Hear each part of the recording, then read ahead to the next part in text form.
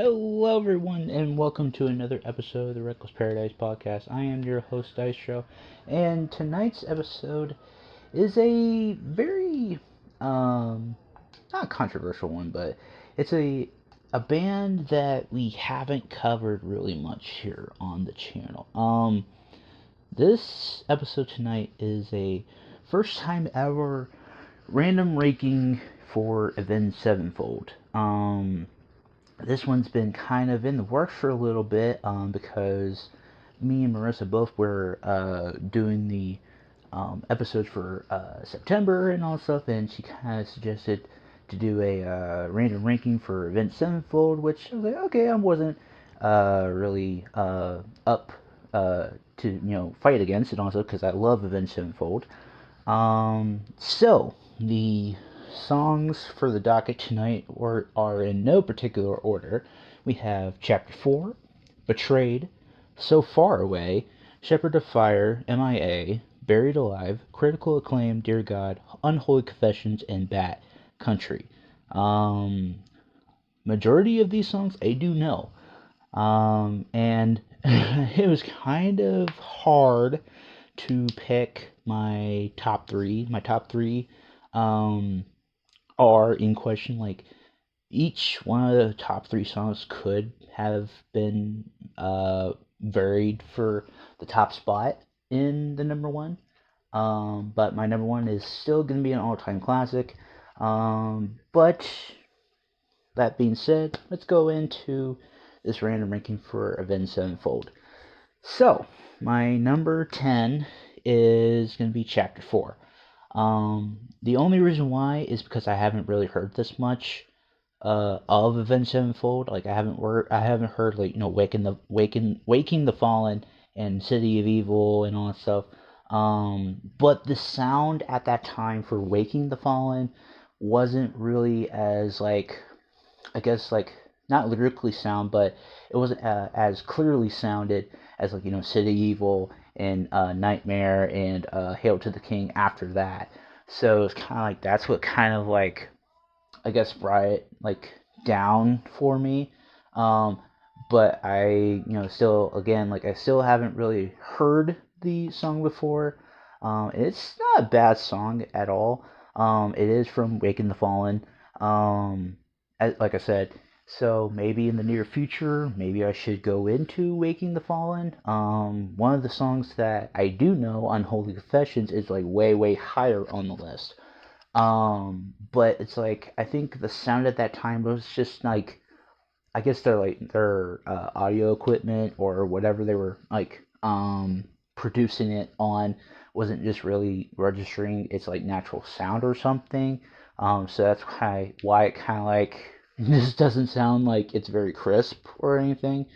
I mean, it's not like bad or anything, but it's just like one of those things where it's just like, man, like I want to kind of hear like crisp like drum beats and crisp guitar sounds and all that stuff too. Um, but yeah, I mean, same could be said for number nine, which is Betrayed. My number nine is Betrayed, and it's the exact same like scenario as number 10. Only this time I haven't heard this song, but it's not a bad song. Like I had listened to it earlier today, when I was doing the random ranking for this. I kind of want to do a City of Evil run one day. But it has improved the sound, like I said about like Waking the Fallen to City of Evil. Like the sound and the sound design like kind of like improved a little bit between those two albums. So it was kind of like I guess it was like a step up from it, I guess if you want to call it that.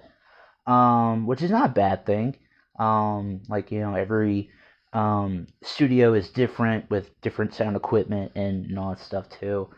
But yeah, like Betrayed is like it was kind of like some of these songs that Marissa has sent me.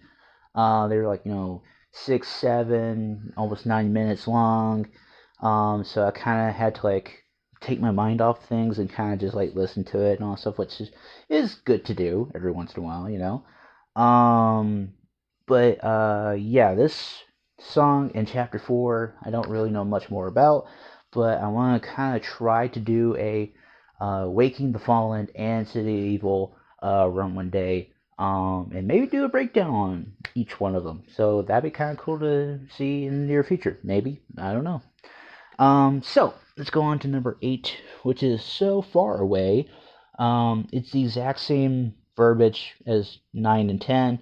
I haven't heard this song like at all, so it would be a good listen to. Because I will be doing a Nightmare album breakdown within the next month on the channel, so maybe I'll get a better like approach and better meaning and viewing of that song. Um, Same could be said for the next like song that's like higher on the list. Cause yeah, like I said, like I'm gonna be doing a Nightmare album breakdown. So it's kind of good to like just listen to the whole album in full and kind of just get my thoughts and all that stuff on it. Before going into it, kind of like completely blind and all that stuff too. Um, and it's not a bad song, like I said too. Um, and plus, like what I've heard is like it's not a bad album either. It's like it's really, really fucking good album. So it's like that gives me some high praise and high hopes going into it next month for that album breakdown, which hopefully you guys will watch. So going into number 7, it is Shepherd of Fire. Okay, so I'm gonna get a lot of flack on this one, I know, but here's the thing: when you hear a song on the radio a lot, it kind of just like I don't want to say it gets overplayed. It doesn't get overplayed a lot for me, but it's like I hear the song on the radio a lot, like really a lot, and so that's why it kind of gets like a lower rating for me. I bet you this is probably a lot of people's favorite song off of that album, maybe next to Hail to the King. But it's just one of those songs that's kind of just like it gets overplayed for me a lot. And I mean, it's not like I said, it's not a bad thing, but like when you hear it like day in, day out, day in, day out, it just kind of just like like okay, come on, just give me something else. But I do love the fade out on that song that kind of goes like into Hail to the King. But it's kind of like a sudden like stop and then it goes right into Hail to the King. I kind of like that. Um, but I would love to do a Hail to the King album run too. I kind of want to do a whole Avenged Sevenfold album pilgrimage by myself, but I don't really know how that will work out because I kind of want to like go in chronological order. But I kind of want to do like a wheel spin sort of thing. I don't know. We'll work something out. Anyway, on to number 6, which is MIA. This one is also from City Evil, and I think I've actually heard this song before, believe it or not, and it actually kicks ass. This one was kind of the longest one that I had to listen to because it was kind of getting close to like 9 minutes, which I was like, okay, and I'm actually glad that I got to listen to it again. For the random ranking. um, but yeah, it's like it's one of those songs that's like it's middle of the road for me. It's like it's not bad, but it's not good. I bet you that's probably like a lot of person's like favorite people's like song off of City Evil. Probably, maybe not. Maybe it's like Beast and the Harlot, maybe. Um, but I mean, to each their own. It's the random ranking. It's my random ranking, so whatever I say goes. Um, but yeah, like I said, I would like to do a City Evil run one day. But on to number 5, which is Buried Alive. It's another song that I really don't know much about, but I gotta learn more about it because I'm gonna be doing the album, the Nightmare album. But from what I heard and actually like listened to it in full, it actually sounded freaking amazing and it actually sounds awesome. So it gives me, like I said, it gives me high hopes going into the Nightmare album next month, which hopefully it'll be a good score. Because nothing's really gonna beat the Daughtry score. Because it's 100%. So That's kind of like tough to beat. Um, but I have high hopes for Avenged Sevenfold, so maybe they'll blow my expectations. But we'll see about that next month. So going on to number 4, it is critical acclaim off their self-titled album Avenged Sevenfold. It is a really kick-ass opener, and then like right after that, it's almost easy, I think. Um, I could be butchering that. I'm so sorry. Um, but the one thing that kind of got me like hyped for it was the organs playing and all that stuff, and I was like, and I even said in my notes like, their concerts had to be lit for that album tour, the critical acclaim tour. I think that's what they could call it, but I don't know if it's what they called it. Um, but yeah, I thought it was actually a really good kick ass song. And it kind of like gives you, I don't know, like if you want to call it goosebumps or anything, but it's just like, oh yeah, hell yeah, like let's just get going, bro. Um, but yeah, actually, it could have been higher. It could have been in the number 3 spot, but the number 3 spot went to Dear God. Off the exact same album. And I actually heard this one through Marissa. When we were doing our rebranded MTV night that we usually do every once in a while. She showed me the video for it, and it actually showed like them being on the road a lot and all stuff, like kind of like being away from their family and all stuff. It's kind of like it kind of just shows you like the trials and tribulations through being a superstar on the road and being a musician on the road, like going like from city to city, country to country, and all that stuff, like from show to show. It gets you it gives you like their mindset and like what they go through, because they gotta keep tabs on their family, their friends. They gotta keep tabs on everybody. If something happens, like they're gonna be kind of like far away, and they they gotta get the news somehow. um and I actually liked how it pulled at your heartstrings a little bit, because you can hear like in M Shadow's voice that like kind of like being on the road kind of gets to a lot of them sometimes. And that's fine, because it, like I said, like every single one of these episodes I've said, and like about music, it gives you the mindset of like how you can perceive them through your eyes, but also through their eyes. Because like there could be some songs, that it's like super cheery and playful and all that stuff, and it's like it wasn't really meant to be like that. But like when you hear it, you're like, oh shit, this is a kick-ass song and all this. But then it's like when you read the lyrics and like read the meanings and all that stuff, it kind of just be like, oh shit, like that's not what it's supposed to be like. Um, but I think it was an actual really good fucking song. Um, and I actually love when they do like songs like this, like kind of like being uh like unplugged sort of thing, but it's still kind of plugged in a way. And plus also it's got like the Rev and all that stuff before he passed and all that stuff too, which is cool to see. Um, and it's like I said, it's really good song. I know the music video is like really it takes you on an emotional journey a little bit. Um, and it's like the whole band as a whole is just like kind of like coming together and just being like, hey, like this is what we go through on a daily basis, dude. So down to my final two. Okay, so these top two were kind of a tricky one.